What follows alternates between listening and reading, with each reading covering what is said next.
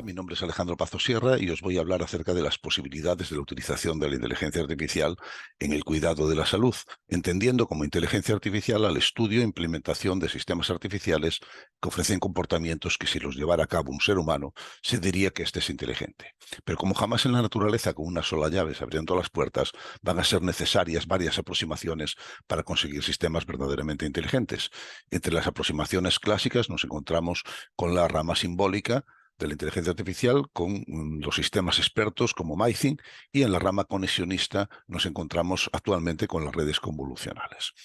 Otras aproximaciones, como los algoritmos genéticos o la coevolución, son complementarias de estas anteriores. Los sistemas inteligentes biológicos están adornados por una serie de características que, de momento, para los sistemas artificiales solo conseguimos reproducir satisfactoriamente algunas de ellas, como la indexación, la clasificación, el aprendizaje, pero otras estamos bastante lejos de poder conseguirlas, sobre todo de la que se conoce como sentido común, por su dificultad para poder definirla y posteriormente formalizarla e implementarla en máquina. Desde siempre el ser humano ha tenido preocupación por mejorar sus características físicas, metafísicas e intelectuales. Para estas últimas ha creado artilugios que potenciaban sus capacidades. En su momento ha sido el ábaco, posteriormente creó las computadoras y actualmente y en el futuro es probable que lo que esté creando son robots con ciertos comportamientos inteligentes.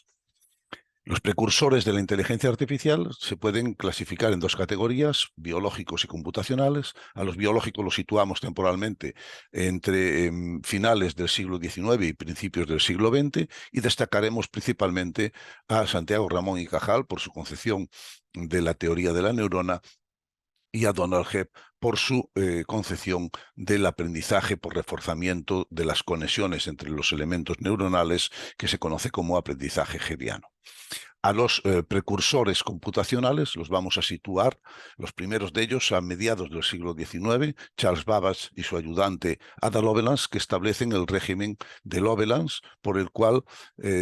aseguraban que las máquinas solo podrían hacer aquello que se le dijese estricta y explícitamente cómo tenía que hacerlo, que no podrían hacer nada más. Esto choca con lo que es la concepción de la inteligencia artificial, y posteriormente otros investigadores como Alan Turing o John von Neumann establecieron la posibilidad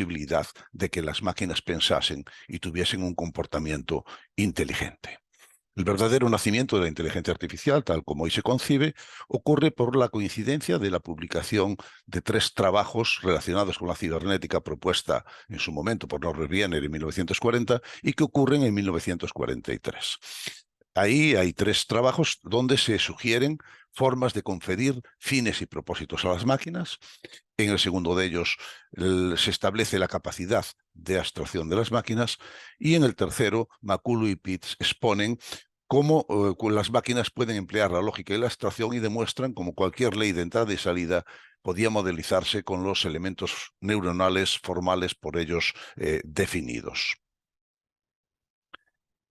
En 1948 se celebra el Simposio Hyson sobre mecanismos cerebrales en el comportamiento, y como resultado de este simposio, unos años más tarde, un grupo de investigadores solicitan financiación a la Fundación Rockefeller en 1956 para celebrar el Dartmouth Summers Research Project on Artificial Intelligence, donde McCarthy y el resto de investigadores definen y se establece formalmente el problema de la inteligencia artificial. Si hacemos un paralelismo con la interpretación de la creación que hace Miguel Ángel, nosotros en inteligencia artificial no pretendemos dotar de vida a seres artificiales, de vida biológica, sino que lo que pretendemos es dotarles de la capacidad de tomar sus propias decisiones. Así, la inteligencia artificial puede convertirse en la más potente herramienta para incrementar nuestras actividades intelectuales, pero no podemos esperar que sea lo que Cervantes en el Quijote decía que era el bálsamo de Fierabrás, aquello que todo lo cura o aquello que todo lo resuelve. Y mucho menos en un escenario tan complejo como es el uso de la inteligencia artificial en el cuidado de la salud. El cuidado de la salud en los últimos años está sujeto a una serie de cambios que comienzan por el cambio del paradigma, situando al paciente en el centro del proceso asistencial, y una enorme cantidad de avances tecnológicos que producen un crecimiento exponencial de los descubrimientos científicos que llevan incluso a que ocurra también un cambio en la dimensión de la etiopatogenia de las enfermedades. Hemos pasado de una causalidad de las enfermedades a nivel macroscópico a un nivel posterior microscópico, celular, y actualmente estamos ya en un nivel nanoscópico, a nivel molecular o a nivel de las proteínas. Esto hace que se genere una gran multitud, una enorme cantidad de datos, interpretados estos como un valor de una variable, informaciones, que es cuando uno o varios datos tienen un significado, y conocimientos, que es cuando datos e informaciones adquieren una característica de utilidad, y o sea que sirven para algo, y esto es exactamente lo que le preocupa más o en lo que se ocupa más la inteligencia artificial, en el conocimiento. Así, se intenta introducir sistemas de inteligencia artificial de mayor o menor entidad en distintos dispositivos y equipos. Dentro del firmware de algunos biomarcadores o dispositivos se incluyen sistemas de inteligencia artificial, y también otros mucho más complejos dentro de robots quirúrgicos o sistemas de impresión 3D para biomodelos, o en sistemas de ayuda a la toma de decisión tipo Watson. A esta nueva forma de ver la medicina se le conoce como la medicina de las 6 Ps,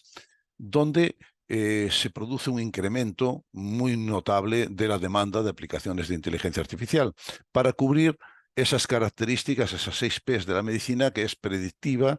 preventiva, personalizada, de precisión, participativa y periférica o desubicada. El empleo por áreas terapéuticas de inteligencia artificial para conseguir estos objetivos es muy variable, y en estos momentos destacan la oncología, las neurociencias y la cardiovascular, por poner algunos ejemplos.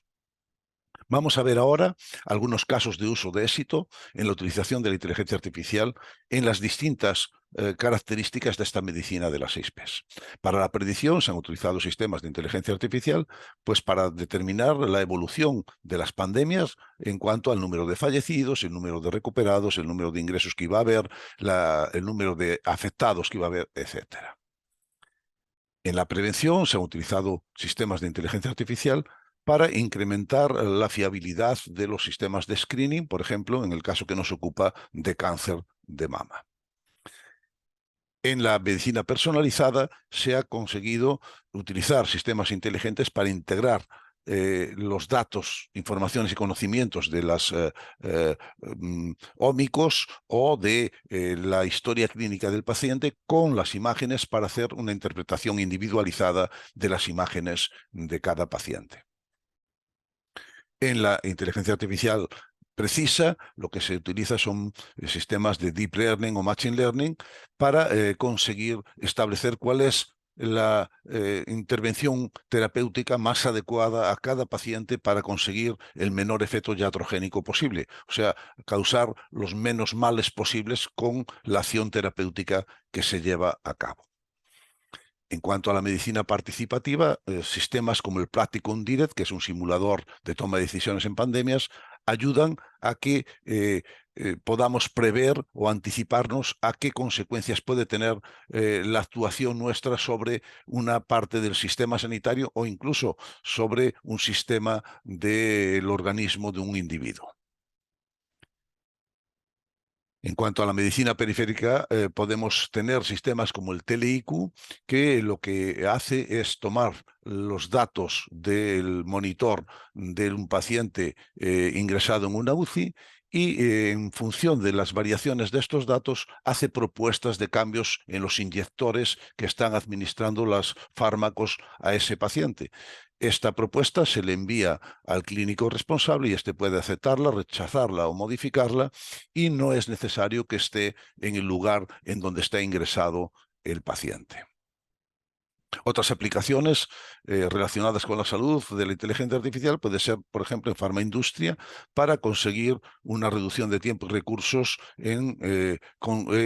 la utilización de nuevos fármacos, por reposicionamiento, por descubrimiento temprano. Las técnicas que se utilizan son las de docking, que es buscar la afinidad entre la proteína diana y una librería de fármacos candidatos, seleccionando el mejor, o bien haciendo un diseño basado en las acciones biológicas, identificando los aminoácidos de las proteínas diana. Todo esto, esta irrupción de la inteligencia artificial en el ámbito de la salud ha generado también un gran negocio alrededor de ello, y esto ha hecho que grandes compañías que se dedicaban antes a otras tareas, pues ahora tengan unas grandes divisiones de salud dentro de las mismas. Un ejemplo paradigmático es Nvidia, que se dedicaba a la construcción de tarjetas gráficas; otro es Google, que se dedicaba a prestar servicios de buscadores en Internet; y finalmente también IBM, que se dedicaba a la construcción de micro y supercomputadores, pues ahora también tiene una gran división para salud.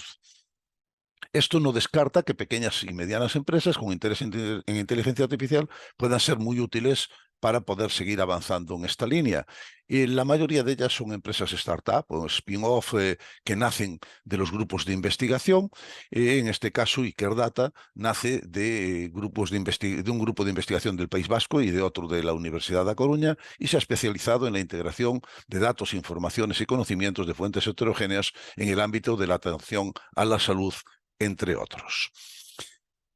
La utilización de la inteligencia artificial en el cuidado de la salud presenta unos inconvenientes.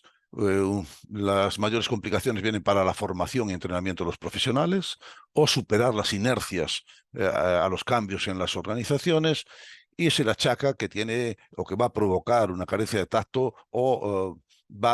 causa un cierto temor entre los profesionales a la pérdida del trabajo. Pero las ventajas son muchísimo mayores que lo que son los inconvenientes, y nos va a permitir monitorizar la salud y hacer telemedicina con todas las ventajas que ello tiene, que se realicen automáticamente las labores más tediosas que le ocupan gran parte del tiempo de los clínicos, va a mejorar el diagnóstico, va a aumentar el tiempo que se le puede dedicar a cada paciente, descargando de la carga de trabajo todo aquel tiempo que no es atender directamente al paciente. Va a ser más eficiente, más preciso y más exacto en su actuación clínico, y esto va a suponer una serie de retos formativos que comenzarán por la alfabetización en inteligencia artificial de la población general, una formación específica de los profesionales de la salud, ya tanto en grado como en posgrado, e incluso la creación de una nueva especialidad que sería la informática biomédica, y que ya está en vigor en Estados Unidos desde hace unos 10 años. Hay otros retos que hay que asumir, que son los retos legales y éticos. Decir al respecto que recientemente, hace solo unos días, se ha decidido la ubicación de la Agencia Española de Supervisión e Inteligencia Artificial en la ciudad de A Coruña, que es donde yo resido, y que va a velar porque se adapte a nuestra situación la Carta de la Unión Europea de Derechos Digitales, y velará también por la utilización ética de la inteligencia artificial que no vulnere los derechos de los humanos.